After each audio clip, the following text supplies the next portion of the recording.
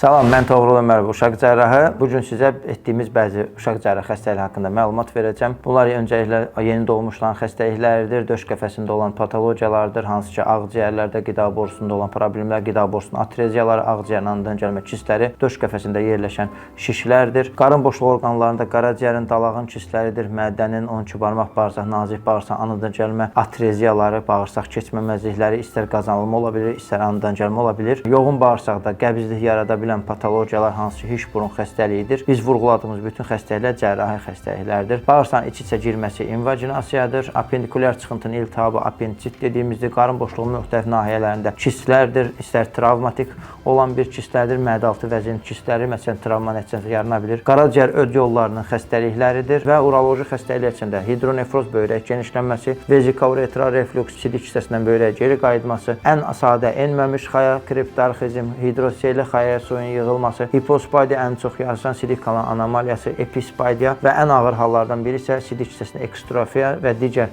xəstəliklərdir ki, biz bunlarla geniş şəkildə məşğul oluruq.